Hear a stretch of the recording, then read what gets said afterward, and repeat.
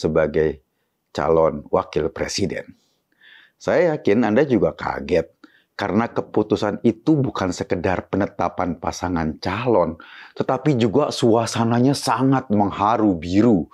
Setidaknya ya yang dirasakan oleh Partai Demokrat, sampai SBY sendiri mengucap syukur karena tidak harus bekerja sama dengan orang yang terbiasa berbohong dan berkhianat. Omongan SBY ini ditujukan ke Anies Baswedan pastinya. Jadi bagi SBY, Anies adalah pembohong dan pengkhianat. Kita tahulah sebelum keputusan itu, Anies sudah hampir dipastikan berpasangan dengan AHY. Surat cinta dari Anies sudah dikirimkan. Bahkan kabarnya ketetapan tanggal akadnya sudah dipastikan. Dengan kata lain, janur kuning sudah melengkung di depan rumah mempelai. Nyatanya ya akad mereka berdua batal. Orang semua juga tahu. Itu bukan keputusan Anies. Keputusan memasangkan Anies dengan Caimin lebih dari dorongan Surya Paloh. Meski dalam basa-basi politik, koalisi perubahan disebutkan yang akan menentukan cawapres adalah Anies sendiri, nyatanya kalau Surya Paloh sudah berfatwa, ya Anies nggak bisa apa-apa juga. Artinya Anies menunjukkan dirinya sebagai petugas dari seorang Surya Paloh. Dia bukan pribadi yang mandiri dan independen untuk memutuskan pasangannya sendiri. Itu kekagetan pertama yang dihiasi dengan haru biru. Kekagetan lain adalah begitu cepatnya PKB yang sudah menjalin hubungan mesra dengan Gerindra, lalu tiba-tiba melompat ke Anies Baswedan. Tanda-tanda untuk itu sepertinya memang sudah mulai terbaca. Sejak Prabowo mengubah nama koalisinya dari Koalisi Kebangkitan Indonesia Raya menjadi Koalisi Indonesia Maju. Kata Ketua PKB Caimin, perubahan nama koalisi itu nggak mendiskusikan atau tidak didiskusikan sebelumnya dengan Caimin sebagai orang yang punya saham sama dengan Gerindra untuk membangun koalisi. Caimin ingin mengatakan kesepakatan mereka bahwa Caimin juga merupakan calon posisinya kayak AHY, calon yang akan mendampingi Prabowo, ada kemungkinan jadi terkhianati karena masuknya Golkar dan PAN di koalisi tersebut. Jadi kalau kita cuma memandang ini adalah soal khianat dan mengkhianati, mungkin cukup sampai di sini saja diskusinya. Ada orang yang dikhianati, kemudian korbannya marah, ngambek, pergi cari pasangan lain. Sesama pengkhianat sedang menunjukkan keterampilannya berkhianat. Kira-kira gitu deh. Prabowo mengkhianati Caimin, Anies mengkhianati AHY, lalu Anies dan Caimin kemudian bersatu. Tapi ada pertanyaan tersisa yang terselip di kepala kita. Benarkah keputusan Caimin menerima pinangan Surya Paloh hanya didasarkan bahwa ia dikhianati oleh Prabowo? Mungkin masalahnya bukan cuma itu. Terburu-burunya mereka mendeklarasikan diri bikin banyak orang curiga, termasuk kita. Ada apa sih sebenarnya? Kok kayak cewek yang keburu hamil lalu cepet-cepet dinikahkan oleh orang tuanya? Toh jika memang mereka, Anies sama Caimin misalnya, sudah sepakat saling percaya, kan mereka bisa saja menunggu momentum yang pas.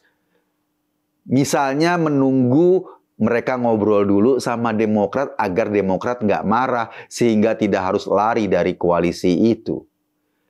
Padahal mungkin ya, jika diomongin dalam koalisi mereka sebelumnya dengan reason yang masuk akal, mereka nggak harus kan kehilangan Partai Demokrat. AHY barangkali bisa memberi atau bisa berlapang dada menerima Anies berpasangan dengan Caimin. Jadi pertanyaan sekali lagi, apa yang membuatnya gelaran deklarasi itu terkesan sangat terburu-buru? Di tengah berita soal Copras-Capres, ada satu berita lain menyeruak, kemudian kita kaget juga. KPK berencana memanggil Caimin sebagai saksi atas kasus kasusnya ini ketika dia dulu duduk sebagai Menaker. Kontan orang menuduh KPK mau main politik, masa mau mensasar cawapres yang sudah dideklarasikan sehari sebelumnya. Orang KPK atau tim KPK membantah. Sebetulnya sprindik kasus tersebut sudah keluar jauh sebelum diumumkan Caimin sebagai cawapresnya Anies. Setidaknya jauh sebelum Surya Paloh menjumpai Caimin untuk mendiskusikan soal koalisi barunya tersebut. Ada yang curiga, barangkali saja langkah terburu-buru deklarasi itu karena para aktor yang terlibat tahu KPK sedang mensasar satu orang.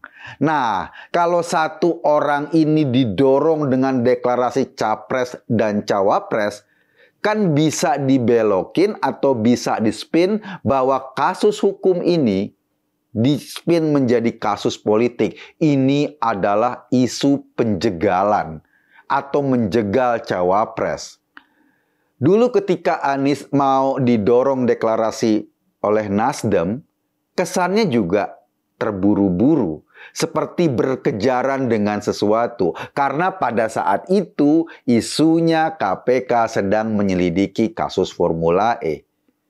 Jadi kita nih agak kebingungan sekarang. Kok pasangan yang terburu-buru ini emang jadi kesannya pasangan yang unik. Deklarasi keduanya seperti mendahului isu kasus di KPK. Akibatnya apa? Akibatnya perdebatan soal hukum jadi menyeruak. Sebaiknya kasus korupsi yang menimpa capres dan cawapres terus ditelusuri meskipun kita menjelang pilpres. Itu ada satu pendapat. Pendapat lain mengatakan karena khawatir kasus-kasus ini diseret ke ranah politik, apakah nggak sebaiknya kasus yang menimpa capres atau cawapres ditunda sampai pilpres selesai? Pilihan dua ini nggak gampang. Misalnya, jika akhirnya ditunda dan ternyata kasus itu benar valid melibatkan capres dan cawapres yang sudah dideklarasikan misalnya, kan mau nggak mau kita akan punya calon pemimpin yang punya kasus hukum, yang punya kasus korupsi. Terus kalau mereka menang nanti, apakah kasusnya otomatis akan ditutup? Pertanyaan aneh. Kalau kasusnya nggak ditutup, mereka sudah terpilih misalnya jadi presiden, lalu dituntut korupsi karena pernah korupsi beberapa tahun sebelumnya di jabatan yang lain, kan jadi berantakan bangsa ini. Itu yang menurut saya paling mengkhawatirkan. Kita nggak tahu sebetulnya apa tujuan KPK, motifnya, apakah ada motif politik atau cuma murni motif hukum. Kita sih cuma ingin calon-calon presiden kita itu nggak punya sangkutan atas kasus-kasus korupsi. Nggak punya sangkutan atas kasus-kasus mencoleng uang negara. Itu yang penting, karena betapa bahayanya kalau pimpinan kita terbiasa main-main dengan uang rakyat. Saya Kokun tadi hanya mengajak Anda berpikir, kesimpulannya terserah Anda. Terima kasih.